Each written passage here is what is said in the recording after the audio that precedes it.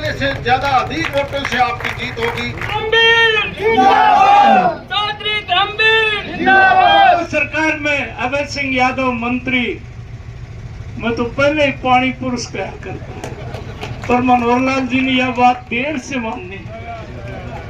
क्यों जी?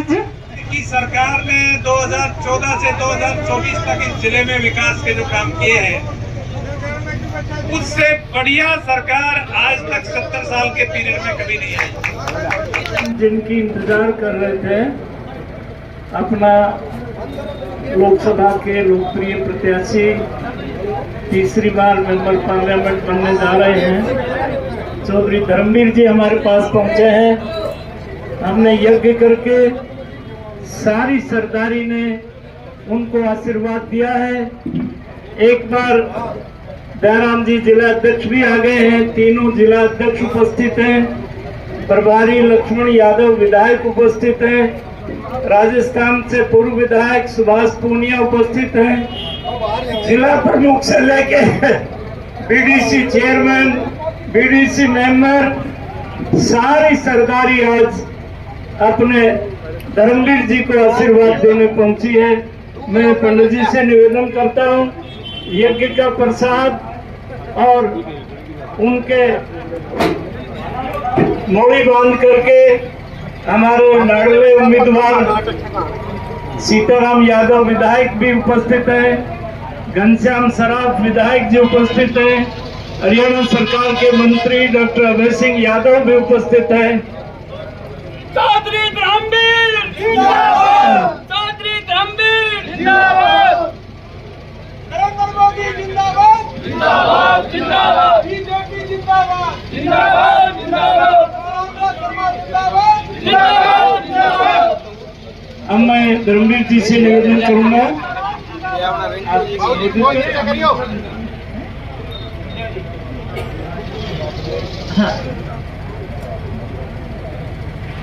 मैं डॉक्टर अभय सिंह यादव जो सिंचाई मंत्री है हरियाणा सरकार में, और जब से मंत्री पद की शपथ ली है नहरों में ही खड़े रहते हैं।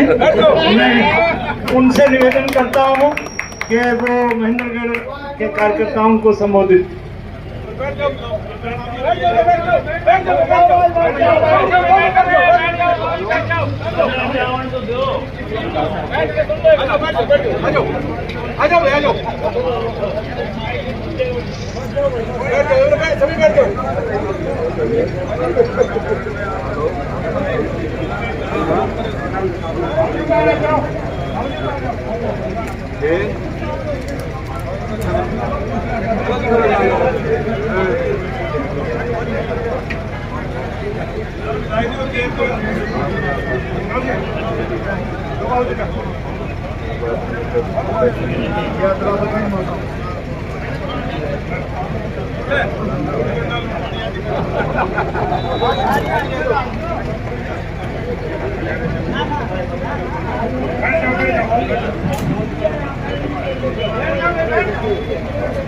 चुनावी कार्यालय भाजपा का महेंद्रगढ़ भिवानी लोकसभा सीट का सैन्य समाज धर्मशाला के अंदर चौधरी देवीलाल पार्क के बिल्कुल सामने जो सैन्य समाज धर्मशाला है उसके अंदर आज ओपन किया जा रहा है।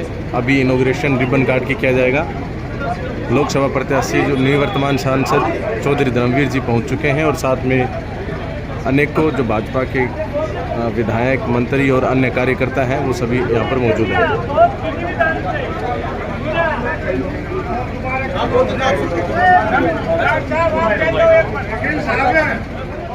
वरिष्ठ नेता और मैं तो कहता हूँ हमारे पार्टी के वटवृक्ष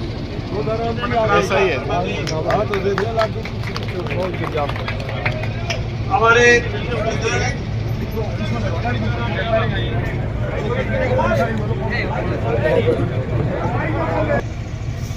लक्ष्मण यादव जी, घनश्याम सराफ जी किधर है? घनश्याम सराफ जी,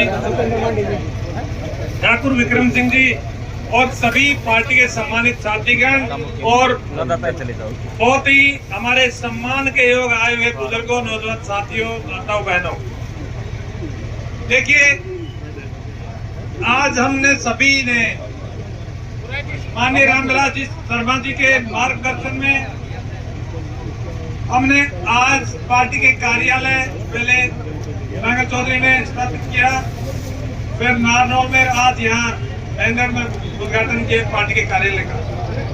मेरा आपसे एक ही निवेदन है कि भारतीय जनता पार्टी ने की सरकार ने 2014 से 2024 तक इस जिले में विकास के जो काम किए हैं, उससे बढ़िया सरकार आज तक 70 साल के पीरियड में कभी नहीं आई। और क्षेत्र के विकास को लगातार आगे बढ़ाने के लिए हमें भारतीय जनता पार्टी को ज्यादा से ज्यादा मजबूत करना है। माननीय नरेंद्र मोदी जी निश्चित रूप से तीसरी बार देश के प्रधानमंत्री बनने जा रहे हैं और इस देश का भाग्य नए सिरे से लिखने का काम हमारी भारतीय जनता पार्टी की सरकार कर रही है। देश को देश में विदेश में हर तरफ देश की प्रतिभा का, देश के गौरव का स्तुतिगान हो रहा है। तो मेरा आपसे सभी से निवेदन है, क्योंकि ज्यादा समय नहीं, पहले लेट हो रहे हैं, मेरा आपसे निवेदन है कि कमल के फूल पर निशान लगाकर, बटन दबाकर और आने वाली 25 मई को चौधरी धर्मवीर जी को पिछले साल जितने वोटों से जिताया था उससे भी ज्यादा वोटों से, रिकॉर्ड मतों से जिता के भेजना है। धन्यवाद, जय हिंद, नमस्ते। चौधरी धर्मवीर की एक मिनट। जिंदाबाद। बहुत ही मान और सम्मान के योग्य आदरणीय रामविलास शर्मा जी, हमारे प्रभारी भी आए हैं सुभाष पुनिया जी, अभी मेरे सामने और आपके सामने बोल के अभी खड़े हैं। मंत्री अभय सिंह जी, मैं इनके साथ खड़ा रहता हूँ। सीताराम जी, लक्ष्मण यादव जी, बहन संतोष जी, ठाकुर विक्रम सिंह जी, शशि परमार जी, घनश्याम सराफ जी, सारे के सारे साहब हैं। आज तो हैं, पिछले भी साहब हैं। मैंने बीजेपी में हमने 10 साल से एक चीज सीखी है, ये संगठन की पार्टी है और संगठन किसको कहां कब बिठा दे और किसको कहां कब खड़ा कर दे, ये केवल भारतीय जनता पार्टी का संगठन नहीं कर सकता।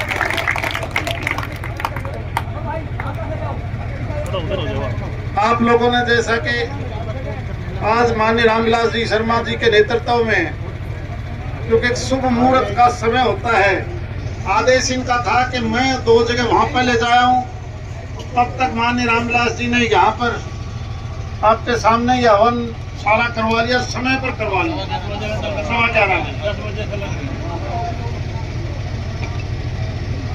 हालांकि इलेक्शन कमीशन तो पहले ही चुनाव की घोषणा कर देता है, लेकिन चुनाव का सही समय तो नॉमिनेशन के बाद, विड्रॉल के बाद, जब निशान मिल जाएगा तभी शुरू होगा।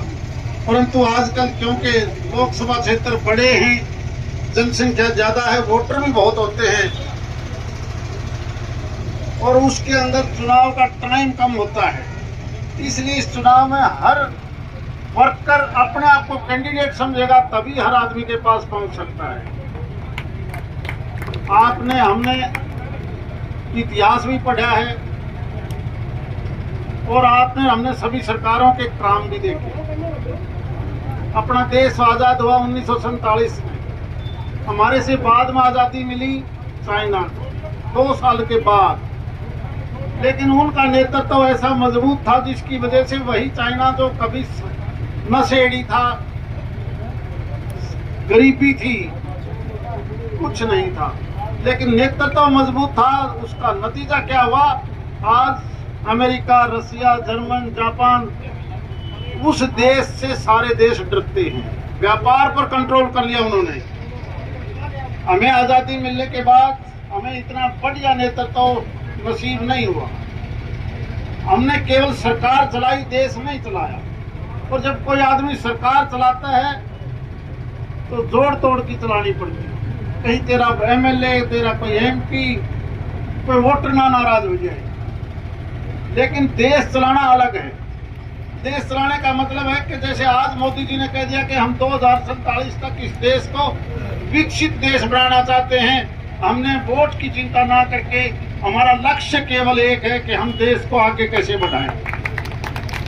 और जब कभी मिली जुली सरकारें बनती हैं, आप लोगों ने देखे हैं, जब मिली जुली सरकारें होंगी एक ग्रुप 7 MP लेके आएगा, दूसरा 11 लेके आएगा। वो कहेगा मुझे रेल का महकमा चाहिए, तो दूसरा कहेगा मेरे को छोटा महकमा दे दिया। और तीसरा क्या कहेगा कि माड़ पानी का महकमा तो फला ले गया, मैं तो रह गया। जब ऐसी चीज हो तो करप्शन बढ़ती है, उस वक्त देश आगे नहीं बढ़ सकता। हम और आप तो प्रदेश में भी भुगत भोगी हैं। दूसरे जो साथी होते हैं वो कहेंगे मुझे ये महकमा चाहिए, मुझे ये महकमा चाहिए। नतीजा क्या हुआ आप सबके सामने। बहुत अरसे के बाद जब वाजपेयी जी इस देश के प्रधानमंत्री बने, केवल मात्र एक वोट के लिए ट्राई नहीं करी उन्होंने, सरकार चली गई। लेकिन उनका मकसद था कि मैं सरकार चलाना नहीं चाहता, मैं देश चलाना चाहता। यही बात बहुत अरसे के बाद अब मोदी जी ने, आप खुद देखते हो कि उनके फैसले देखिए, देश हित में देखिए। सबसे पहले बनने के बाद नोटबंदी करी, बहुत से आदमियों ने विरोध किया, क्या उन्होंने जो 2 नंबर के थे।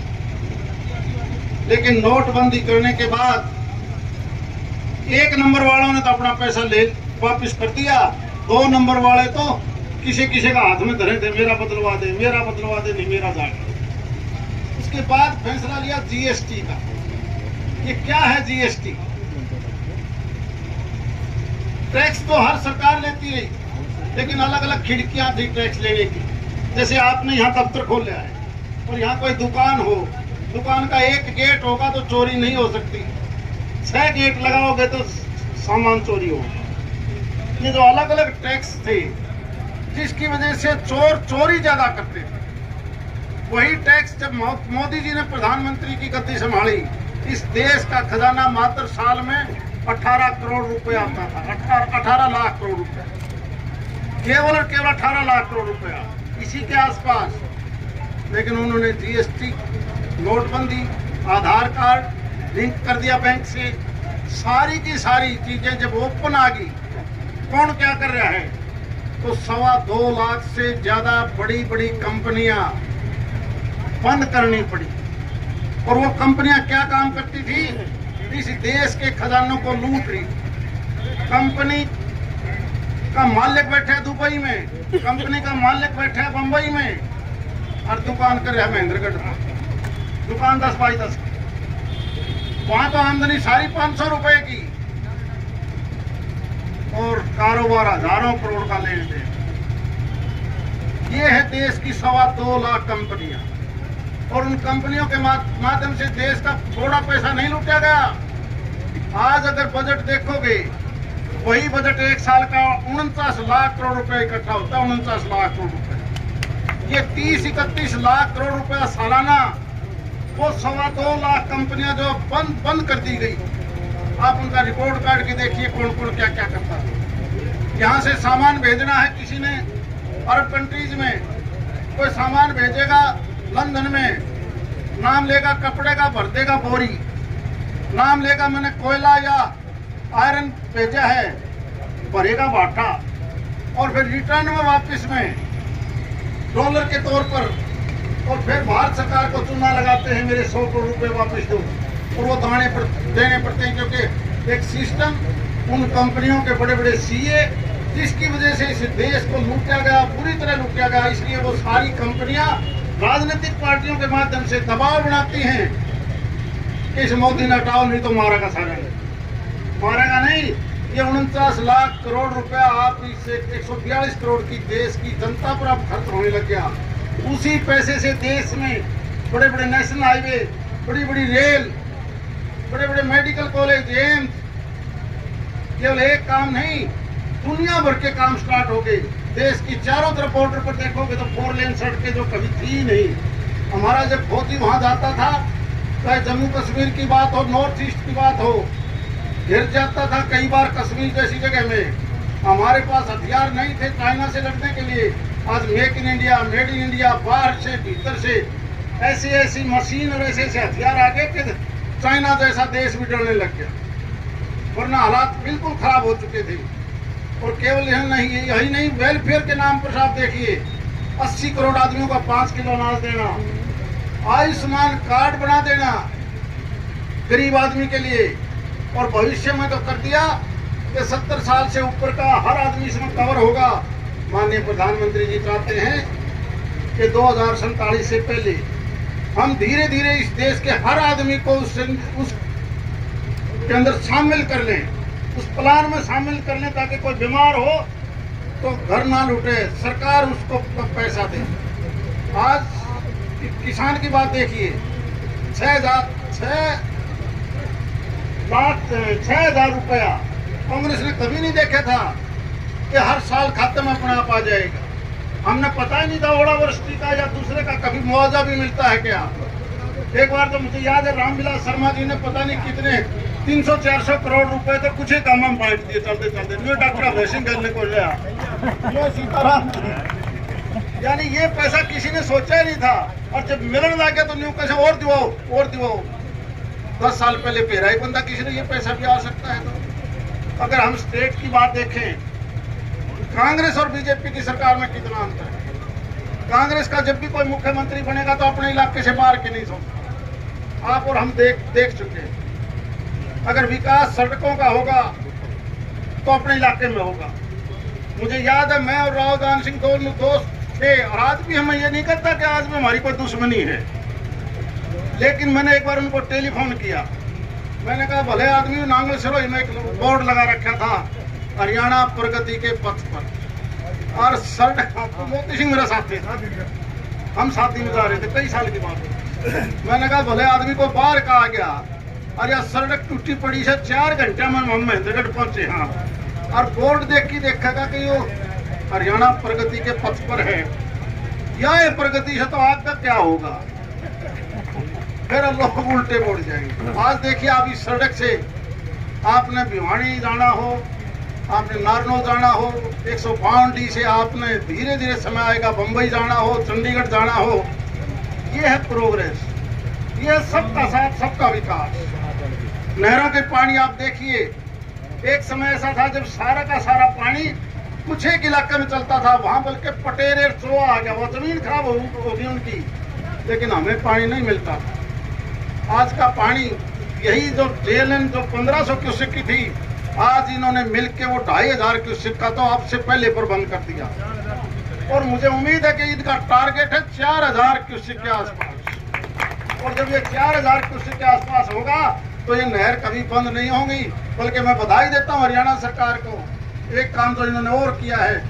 कभी 1994 में हम सुनते थे, जब सीसरा मोड़ा यहाँ से सांसद थे आपके झुंझुनू से, वो कई चुनाव ये कह के लड़ गया कि मैं जमुना का पानी जाऊंगा, मैं जमुना का पानी जाऊंगा, लेकिन नहीं ले पाया। इस सरकार ने अब फैसला करा है कि बारिश के दिनों में जब दिल्ली में बाढ़ आ जाती है, यमुनानगर से वही पानी 4 बड़े बड़े पाइप, एक पाइप जिसकी कैपेसिटी है 500 क्यूसेक की, बंद पाइप जैसे हमारे छोटे पाइप होते हैं, बड़े पाइप आते हैं 500 क्यूसेक, ऐसे 500 क्यूसेक के 4 पाइप आएंगे। सॉरी, 2500 क्यूसेक के, मैं बड़ी गलती कह गया। 2500 क्यूसेक के 4 बड़े पाइप, जिसका सारा खर्चा भारत सरकार देगी, सारा खर्चा भारत सरकार। और वो 10,000 क्यूसेक जिसकी वजह से कभी बाढ़ आने पर दिल्ली डूबती थी, वही पानी कहीं ना कहीं जमुना का गंगा होके कहीं ना कहीं बंगाल की खाड़ी में पड़ता था। वही 10,000 क्यूसेक पानी जब बारिश का सीजन होगा, सावन भादों में जब ज्यादा बरसता है, उसमें से 7,500 क्यूसेक तो राजस्थान को जाएगा। उन्होंने अपना इंफ्रास्ट्रक्चर तैयार कर लिया, और बाकी 2500 क्यूसेक पानी मिलेगा महेंद्रगढ़ के अंदर, शिवानी के अंदर, क्योंकि केवल यही रास्ता बताया है कि यहाँ पर भी 500 एकड़ में कई टैंक बनेंगे, जिससे रिचार्ज होकर वाटर लेवल ऊपर आ जाएगा। ये होता है स्थायी सरकार का फैसला। पैसा एक नहीं लगना, पैसा भारत सरकार देगी, क्योंकि भारत सरकार के पास बजट थोड़ा नहीं है। वो चोरी बंद हो चुकी है, 2.25 लाख कंपनी जो चोरी कर रही थी वो समय चला गया। इसलिए आज ये चुनाव दिशा निर्देश देगा कि आपको नरेंद्र मोदी जी चाहिए या वो मिली जुली अधूरी सरकार चाहिए। एक ऐसी सरकार जिसने 10 साल में इंफ्रास्ट्रक्चर से लेके पानी तक, नौकरियों का अगर आप देखोगे, एक वो सरकार थी जो मात्र अपने क्षेत्र में लगाती थी। आज गांव गला 200 छोरे लाते हैं, वरना हमारा नंबर नहीं पड़ता था। मुझे याद है जो ये सड़क है, इस सड़क के टेंडर कभी हुए स्टेट की तरफ से, और वो टेंडर क्यों रद्द हुए आप किसी से रिकॉर्ड निकलवा के देख लेना। क्योंकि ये सड़क नारनौल, महेंद्रगढ़, भिवानी और भिवानी से रोहतक और रोहतक से जींद का प्रपोज कर लिया। जो आदमी भिवानी से जींद जाएगा क्या वहाँ रोहतक जाएगा? ट्रक वाला वहां से क्यों जाएगा? इसलिए रद्द करनी पड़ी। और इस सरकार ने आते ही कहा कि नो, ये सड़क जींद से सीधी भिवानी जाएगी। इसीलिए ये सड़क इतने साल तक लटकी रही। ये उनको केवल एक इलाका सोचा था कि इस इलाके के अंदर से टच होनी चाहिए, सारा काम केवल एक जगह हो। ये भारतीय जनता पार्टी की सरकार नहीं करती। ये सरकार सबका साथ, सबका विकास, इस बात को लेकर चलती है।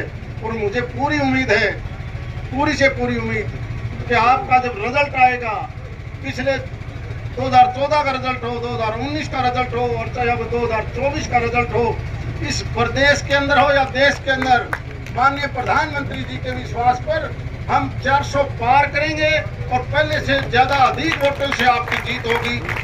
और ये जो कि ऑफिस 7 से स्टार्ट हो गया, मेरी दूसरी छोटी सी प्रार्थना रामविलास जी, अपन परसों कर लेंगे नॉमिनेशन, क्योंकि आज आप दफ्तरों का उद्घाटन नहीं हुआ था। बहन जी आपसे भी रिक्वेस्ट कर रहा हूँ 4 को ठीक 10 बजे, तो जितने साथी यहाँ बैठे हैं, मेरी सबसे प्रार्थना के नॉमिनेशन में वहाँ जरूर आओगे। वहाँ पर दफ्तर है अपना, वहाँ पर दफ्तर है। आज अभी तो उद्घाटन करके आए। Narnaul sorry, Sitaram marriage palace है, वही आपका अपना ऑफिस है। तो मेरी प्रार्थना 10 बजे वहाँ पर इकट्ठा होंगे, फिर नॉमिनेशन होगी। बाकी रामविलास जी बताना चाहती हूँ। आज कितना शुभ मुहूर्त में हमने अपने लाडले उम्मीदवार चौधरी धर्मवीर जी हमारी वो गोटी है, वो दराम जिसके गैर में कदे एक्स नहीं जुड़ा, मारड़ा के पुरुष। आज सारी सरदारी यहाँ श्यामपुरा से लेके और बवानिया तक, खुडाना, बसई, आकोदा से लेकर के गुरावड़ा, खेड़की, नांगल सिरोई तक, कुक्सी तक, काका ठीक किया। और विक्रम सिंह से लेकर के संतोष यादव तक, मुकेश गौड़ से लेकर किरण कलकल, दयाराम यादव तक, हरियाणा सरकार में अभय सिंह यादव मंत्री, मैं तो पहले ही पानी पुरुष कहा करता, पर मनोहर लाल जी ने यह बात देर से माननी। क्यों जी? हमारे लोकसभा के प्रभारी लक्ष्मण यादव जी, लक्ष्मण यादव केवल विधायक नहीं है, सीसोट में लड़का परनाया, डुलाना में लड़की परनाई, हमारे आपस में रिश्तेदारी के बड़े गहरे संबंध हैं। मैं धर्मवीर जी को अपनी सरदारी के भरोसे पर एक विश्वास दिलाना चाहता हूं। क्यों सतव्रत शास्त्री, बिल्लू खड़े हो तुम? ये खातेगढ़ा का पूर्व सरपंच है, रोहतास थानेदार खड़े हो तुम, खारा का अभय सिंह यादव खड़े हो, आज खुडाना बैठा, आज बसई बैठा, आज आकोदा बैठा, आज मालड़ा, जगदीश यादव मालड़ा लो कट्ठे से गोदाराम का कना की बैठा। आज गौड़ सभा, दिनेश वैद गौड़ सभा के अध्यक्ष है। 94 साल के काका माल खड़े हुई, मैंने खुदानी डांस करे मोदी से, काका उरसिया, ये माल जी बसई से पुराने सूबेदार हैं। 94 साल की उम्र में इनको पता लग जाए, यो मेरा टाबरा मामू साधुराम यादव सरपंच बैठे,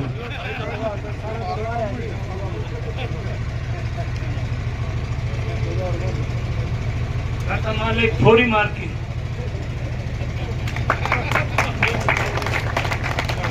शमशेर ये फोटो नहीं छपी ना तो तेरू मारू प्रदीप। आज सारी सरदारी ने धर्मवीर जी को आशीर्वाद दिया है और कई बार भोले शंकर की मेरे पर कृपा है। मैं कह देता हूँ भोला शंकर उस बात की रखवाली करता है। रेजांगला के सूबेदार रामस्वरूप जी एक बार खड़ा हो ना आवाज सिंह मामन, ये रेजांगला के मुखिया लोग हैं। सूबेदार देशराज, आज हमने 4 तारीख को धर्मवीर जी का नामांकन करेंगे गाजे से और बाजे से। क्यों संदीप मारण?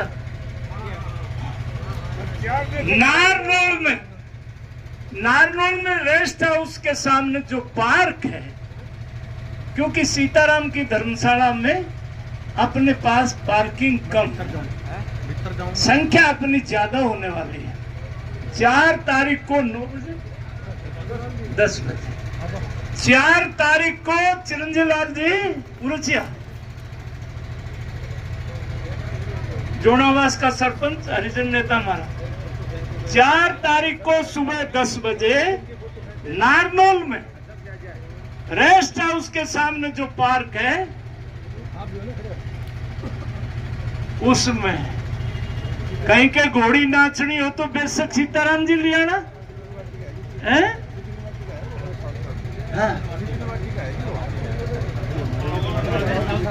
चितवन वाटिका है रेस्ट हाउस के सामने। 4 तारीख को सुबह 10 बजे ये सारी सरदारी वहां मिलेगी और भाई का नामांकन गाजे बाजे से भरवाएंगे। एक छोटी सी और प्रार्थना करूं मैं, एक छोटी सी प्रार्थना। हमारा देश सबसे ज्यादा शांति प्रिय देश है। हम उन देशों की तरह नहीं है जो देश आपस में लड़ते हों, चाहे वो ईरान इराक की बात हो, यूक्रेन रसिया की बात हो, पाकिस्तान बांग्लादेश की बात हो। हमारा देश शांति प्रिय यही रामराज है। इसलिए चुनाव में मेरी सबसे प्रार्थना, कोई भी पार्टी वोट मांगने आए उसका स्वागत करोगे। ये जो विरोध करना है ये हमारी संस्कृति नहीं है, ये ज्यादा ध्यान रखोगे आप। बहुत बहुत धन्यवाद। सर, आज आपने कहाँ कार्यालय बीजेपी के खोले? सुबह नांगल चौधरी और उसके बाद नारनौल और ये तीसरा प्रोग्राम है यहाँ, और इसके बाद है दादरी। सर, आज आपको नामांकन भरने जाना था लेकिन किस कारण से ये? हम ऑफिस नहीं खोल पाए थे और फिर कागज़ भी तैयार नहीं हुए थे, तो हमने सोचा कि आज और कल हम ऑफिस खोल लें। 4 तारीख तक हमारे नॉमिनेशन के कागज़ हम पूरे हो जाए।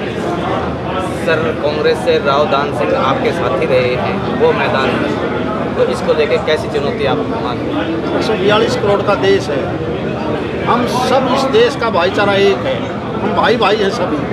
सिर्फ राजनीतिक विचारधारा अलग अलग है। जब विचारधारा एक तरफ राष्ट्रीय विचारधारा है, एक तरफ क्षेत्रवाद की विचारधारा है, तो विचारधारा के ऊपर वो कांग्रेस पार्टी से उम्मीदवार हैं और हम राष्ट्रीय विचारधारा में भारतीय जनता पार्टी के उम्मीदवार। हमारी पॉलिसी अलग है, उनकी पॉलिसी क्षेत्रवाद की पॉलिसी। लोगों में कुछ आपके प्रति नाराजगी है कि पिछले 10 साल में जो आप क्षेत्र में नहीं वो आप लोग पिछले 5 साल पहले भी कहा करते नाराज़गी है, और जब रिजल्ट आता है तो रिजल्ट अपने आप दुगना हो जाता है। मेरे समझ में नहीं आती या मीडिया की दी हुई चीज़ है या दूसरी है। तो क्या लग रहा है कितने वोटों से इस बार जीत मान रहे हैं? मैं तो मानता हूँ पहले से भी अच्छी जीत होगी, जहाँ तक मेरा अंदाजा है। किरण चौधरी नाराज चल रही है कांग्रेस से, तो उनसे पूछो, मुझे नहीं पता। सर, लोकसभा की 10 की 10 सीटें भारतीय जनता पार्टी जीत का दावा कर रही है, तो क्या कहना है? अब देख लेना, जब रिजल्ट आएगा तो 10 की 10 सीट जीतेंगे। अभी तो वो खुद एक दावा कर रहे हैं कि हम रोहतक की जीतेंगे, लेकिन मुझे लगता नहीं कि रोहतक की सीट जीतेंगे। दान सिंह और सुखदेव में से कौन भारी रहता है आपके साथ? मैं कोई ताकड़ी थोड़ा ले रहे हम यार। अभी कोई प्रश्न थोड़ा हुआ कौन भारी रहेगा? नहीं, कौन भारी रहता है? अगर पहले भी तो आप हमारे सामने कई पार्टियां चुनाव लड़ रही हैं, जिसमें कांग्रेस भी है, बीएसपी भी है, जेजेपी भी है, और एक आधी पार्टी शायद लोकदल भी रह रही है। तो लोग ही देखेंगे किसको कितना वोट मिलेगा। हम तो मानते नहीं, बीजेपी अकेली ही पिछली बार भी 63.5% वोट मिला था इस लोकसभा क्षेत्र में, और सारे हरियाणा में हमें 58% वोट मिला था, और इस बार ये वोट परसेंटेज बढ़ेगा। चुनाव कार्यालय महेंद्रगढ़ में उसका यज्ञ करके उद्घाटन किया है। आज पूरी बीजेपी उनके साथ खड़ी है। हरियाणा सरकार में मंत्री डॉक्टर अभय सिंह यादव हैं, हमारे सोनीपत के लोकप्रिय, हमारे अटेली के लोकप्रिय विधायक सीताराम यादव हैं, हमारे जिला के तीनों जिला के अध्यक्ष आज घनश्याम जी सराफ भिवानी के विधायक, हमारे राजस्थान से पधारे सुभाष जी पूनिया पूर्व विधायक, हमारे भिवानी महेंद्रगढ़ लोकसभा के प्रभारी कोसली के लोकप्रिय विधायक लक्ष्मण यादव, पूर्व डिप्टी स्पीकर बहन संतोष यादव, आज तमाम भारतीय जनता पार्टी की कार्यकर्ताओं की टीम टोली यहाँ पर उपस्थित है। 2024 का हो गया मुहूर्त है, अगले 5 साल नरेंद्र भाई मोदी की बहुत जरूरत है।